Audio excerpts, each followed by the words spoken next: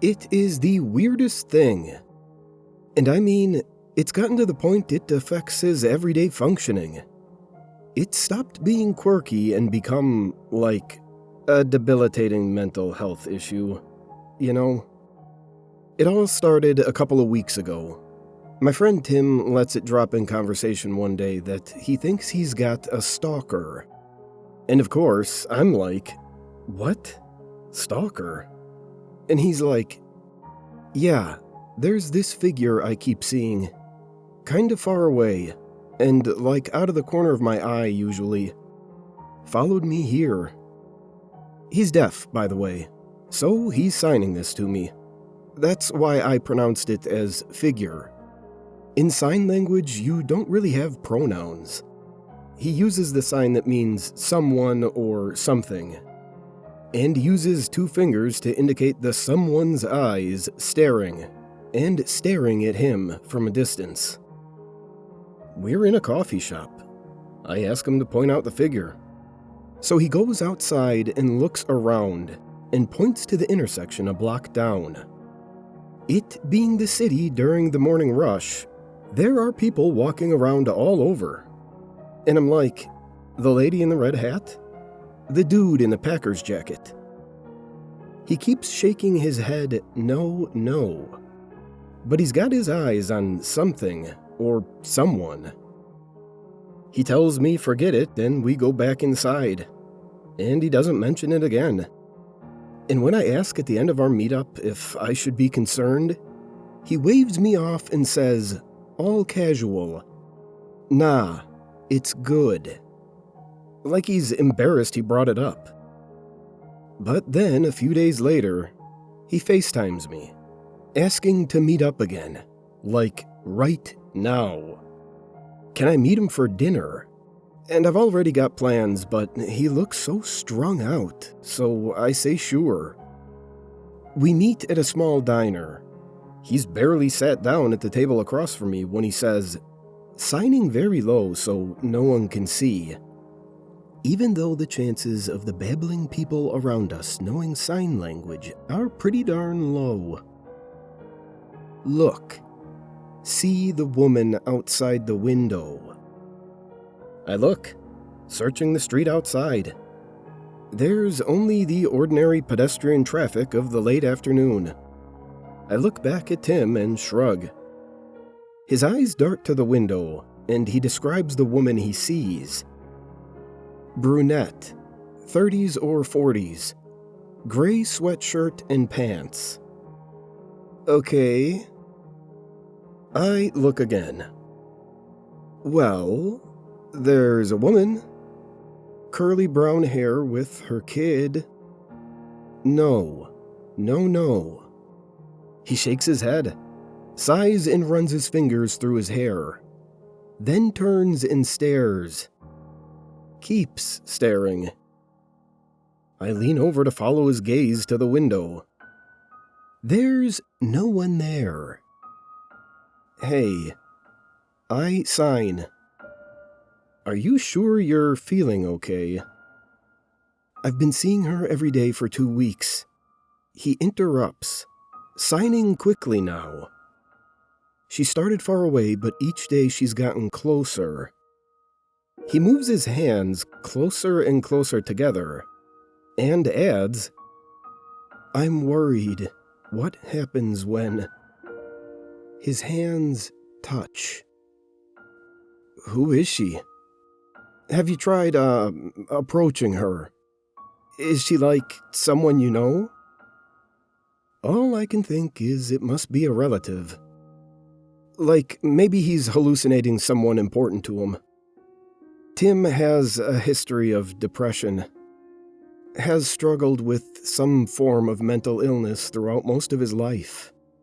And spent most of his youth navigating stuff alone, or holding it in. Because his family is hearing, and never bothered to learn sign language. It strikes me to wonder if the woman has ever signed to him.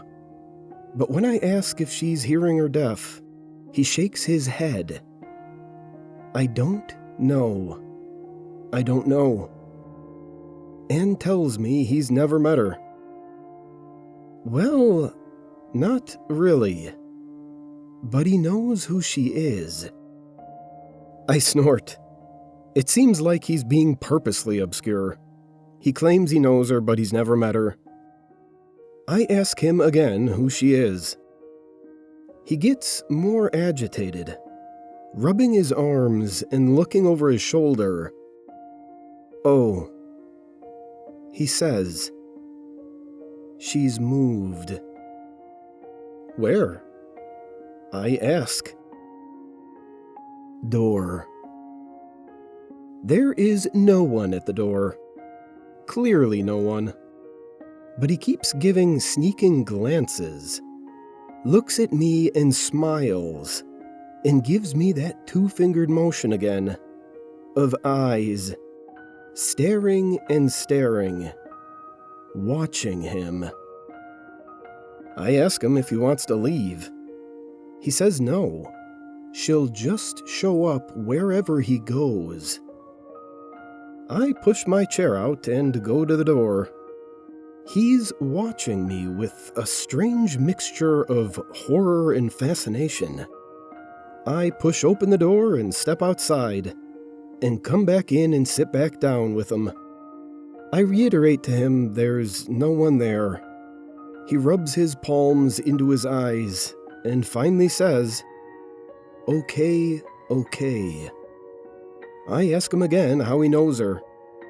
This past summer, Tim tells me, he and his friends went camping. Old friends he hadn't seen since Gallaudet. One of them knew of a hiking trail with some scenic views, remote enough to be less traveled than the more famous peaks. There's a cabin along the trail, rustic but well built. A log cabin like a picture on a postcard. The outhouse has a little window in the door and similar log construction. Everyone goes into the cabin, but Tim comes back out to use the outhouse. The stench is bad, even from a distance. Tim holds his breath, wondering if he shouldn't just go into the woods instead. But he braves the reek and opens the door, and a cloud of flies bursts out, swirling around him in a storm of black wings. And at that moment, the stench hits him like a wave, making his eyes water and his stomach buck as he stumbles away from the outhouse and hurls. When he looks inside, there's a woman sitting on the toilet bench. She's kind of curled in the corner. Gray sweatshirt, gray sweatpants, brown hair draping down around her. What little he can see of her face, her skin, is bloated and splotchy. He only gets a glimpse, and then he rushes to the cabin screaming, bursts in, hands flying. "Call the police. Police now. Woman dead. Bathroom. Call police now, now, now."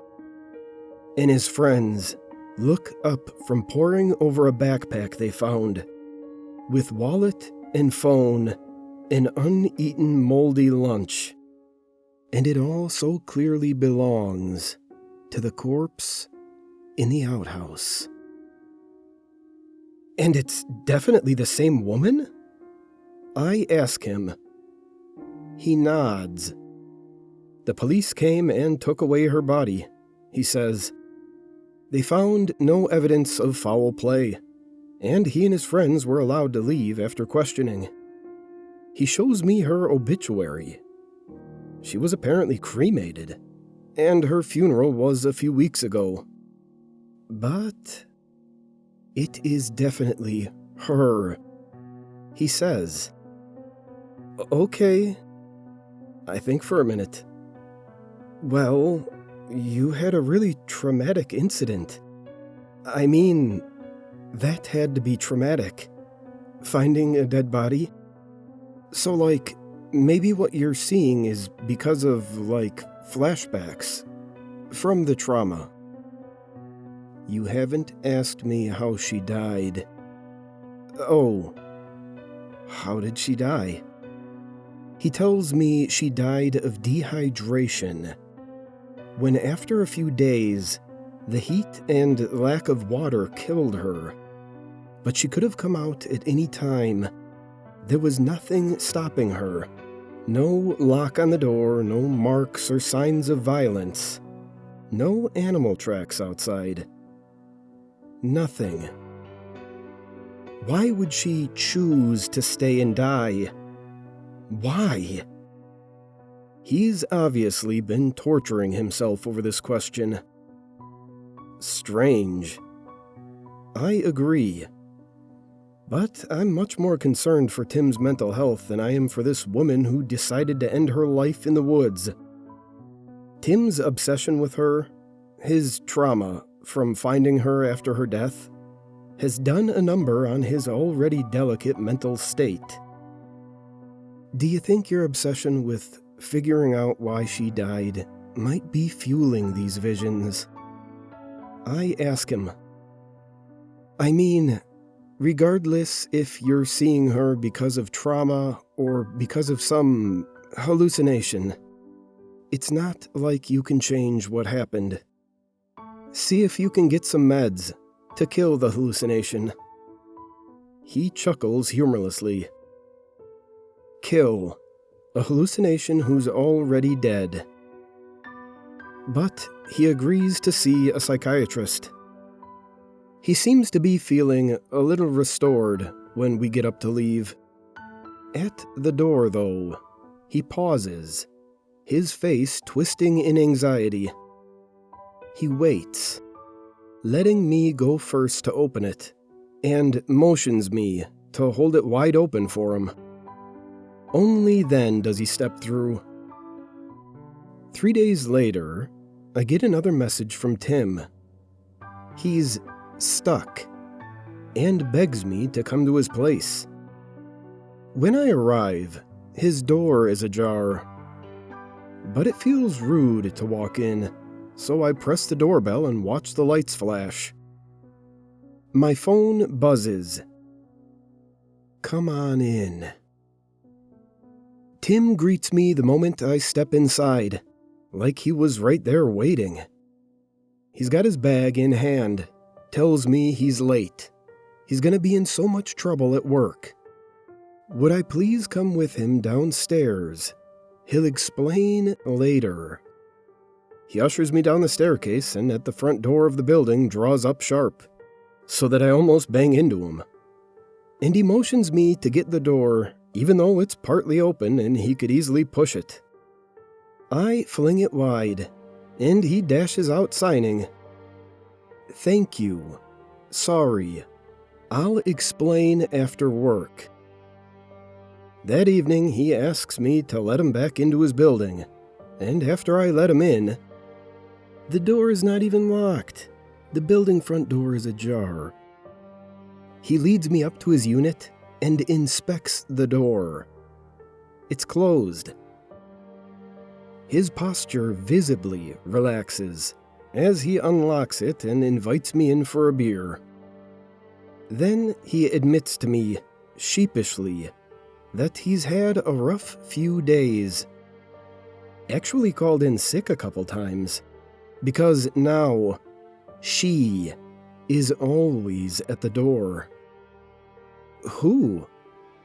I ask, and then at his withering look.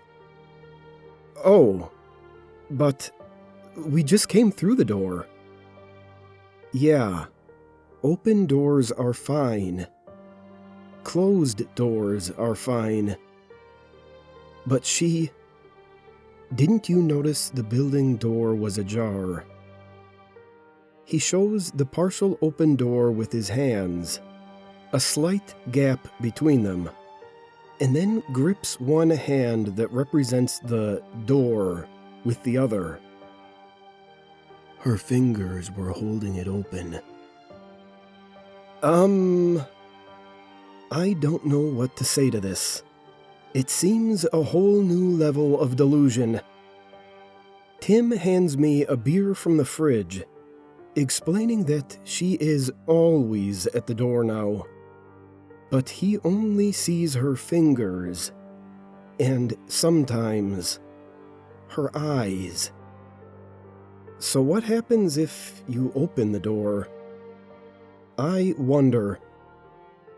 He just takes a swig of his beer, morosely, and then his gaze goes distant. He's focused on something behind me. I turn around. The bedroom door is ajar. I swing back to look at him. Is she there? The bedroom. You see fingers? His eyes meet mine. His face is flat. Deaf people are usually very expressive. Half the grammar is on the face, not the hands. But lately, he's been almost a robot. At that point, finally, he makes the gesture. 2 fingers pointing at himself, staring and staring. Then he signs FML. I stand, go to the ajar door. Tim pales, eyes rounding, but says nothing. Just takes another sip of his beer and watches me. I push the door, reach up, run my hand down the length of the ajar edge, push it open further, swing it back and forth, look at him, and raise my eyebrows like, see, it's nothing. Nothing's there. He grunts, and his eyelids flutter. I don't think he's been sleeping enough. Hey, do you need someone to stay with you? Nah. He waves me off. Go home. So I do. But here's why I'm writing the post. He hasn't gotten better. He keeps asking me to help him when he gets stuck. Once it was at his workplace. Other times at his apartment. Last time I was there, I noticed he took off all the doors except the front door to his unit. It's gotten to be utterly debilitating to his life. And the last time I saw him, he kept ranting at me about her. About how it didn't save her. And I didn't understand what he meant. Obviously, no one saved her. She was dead when he found her. No, he burst at me. You don't understand. Everything she suffered through, and it didn't save her. I can tell he's falling into depression. I'm worried he's gonna quit his job and just stop leaving his apartment and never come out. How do I help my friend? Update. I never actually posted what I wrote above because it felt like maybe I shouldn't bear Tim's troubles to the world. Like, it's not my story. But I'm sharing it now because he called me this afternoon. Furious. He followed my advice. And the psychiatrist told him to put the doors back on. And if he saw the fingers again, to close his eyes and open the door. That it's a compulsion he needs to gain power over.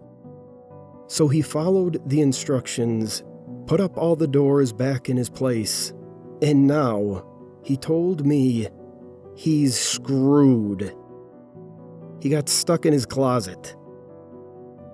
Look, I'll head over, and then we'll open the door together, all right? I'll hold your hand while you push. I might have said this a bit too sarcastically, but then, While I was heading over, I remembered his last rant to me about her. About how everything she suffered didn't save her. Of course, at the time I thought, duh, you found her rotting. Obviously she wasn't saved. But while I was busing to his place is when it finally struck me what he really meant. See, the fact he found her body in the corner meant she never opened the door. She chose to die rather than going near that door. But it still got her. And maybe that means there's no way for Tim to escape either. And as this revelation hits, a sudden, icy panic grips me. Because I'm the one who told him to go see the doctor. And it was all in his head. And to just buck up and open the door. My heart hammers, 1,000 beats a minute like a hummingbird. As I try to vid call him, it rings and rings. And finally, the agonizing bus ride ends, and I'm leaping off the bus and rushing into his building, and taking the steps 2 at a time. I let myself into his place out of breath, fling open the closet door. Nothing but clothes on hangers, shoe boxes, plastic storage bins and blankets. I stomp my foot, hard, on the wooden planks of the hardwood floor to alert him to my arrival. Nothing. Retreat back out to the bedroom, bathroom, living room. Stomp again, so hard and loud the downstairs neighbors are sure to call and complain. No response. Call his phone. Call and call. Finally, see its light flashing from the closet floor behind the door. And as I lean down to pick it up, when I straighten, I notice that the door, it has swung closed behind me and is now just barely ajar. And there, wrapped around the edges of the closet door, are Tim's fingers. At first, I think it's a prank.